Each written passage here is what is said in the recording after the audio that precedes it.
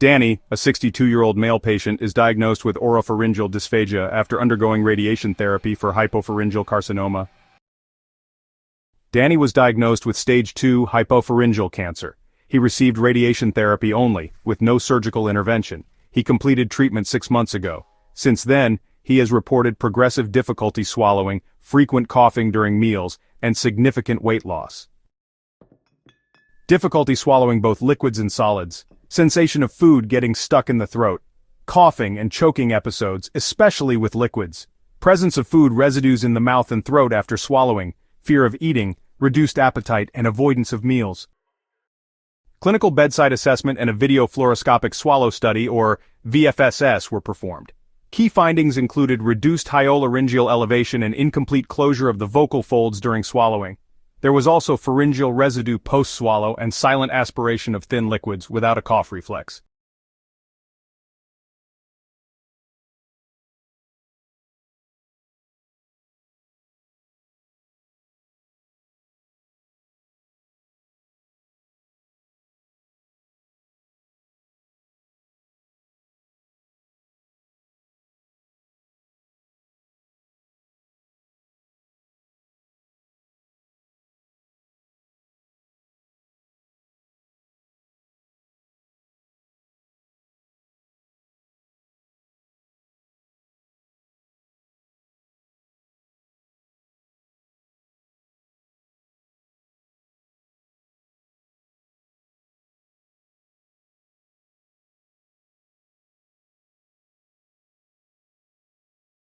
Danny was enrolled in Paryngocise, a structured exercise-based swallowing rehabilitation program for patients undergoing head and neck cancer treatment.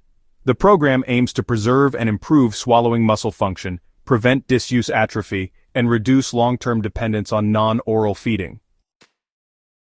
Danny performs these exercises 5 times daily, guided by a speech-language pathologist Mendelssohn maneuver, which prolongs laryngeal elevation and improves upper esophageal sphincter (UES) opening. The goal of this activity is to keep the opening of your esophagus opened longer by holding your larynx or voice box in a raised position.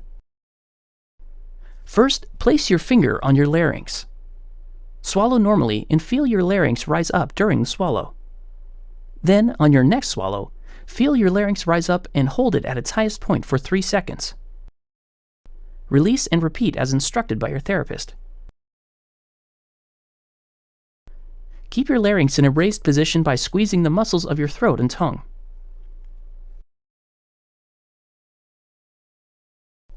Let's take a look at what's happening when you practice this activity. Important structures in swallowing include the epiglottis, which is part of the larynx, and the esophagus. During the swallowing process, your larynx rises up, while your epiglottis falls down to keep food or fluid moving toward the esophagus. During this activity, notice how the larynx rises up to keep the epiglottis closed over the entrance to your airway. This allows the esophagus to stay open longer to let food or fluid pass through to the stomach.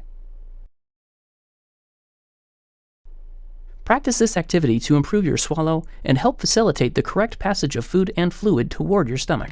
Masako maneuver, which strengthens the posterior pharyngeal wall and improves pharyngeal contraction. The goal of this activity is to increase the movement of your pharyngeal or throat muscles. Place your tongue between your teeth and gently bite down to hold your tongue in place. Swallow your saliva without releasing your tongue. Repeat as instructed by your therapist.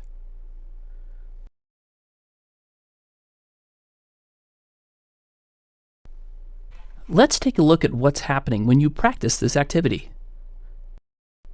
The muscles of your tongue and pharynx work together to help you swallow properly.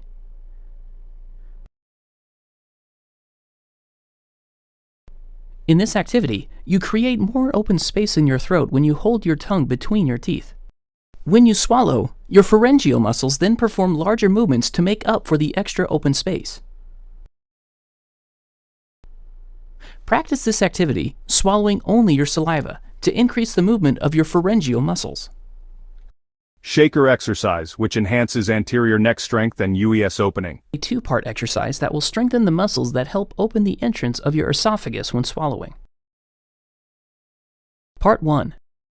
Lie on your back on either a firm bed or on the floor without a pillow. Lift your head, tucking your chin to your chest to look at your toes, while keeping your shoulders flat on the surface. Hold for as long as you can, up to 1 minute. Rest for at least 1 minute and repeat the prolonged head raise for a total of 3 holds. Then move on to part 2. Part 2.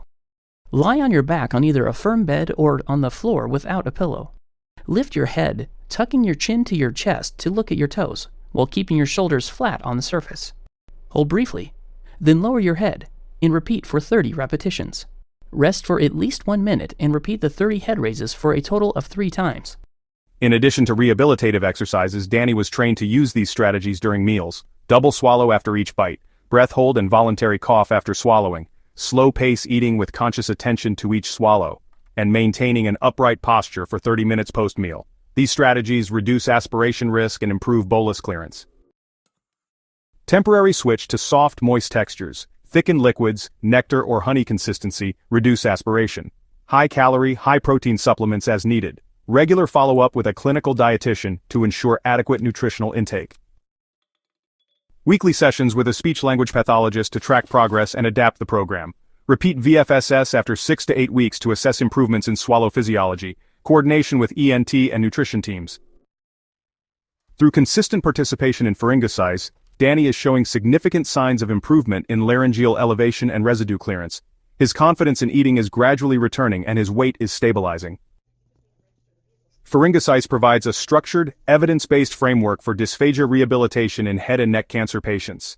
It supports physical recovery, nutritional safety, and emotional well-being, helping patients eat safely and live fully.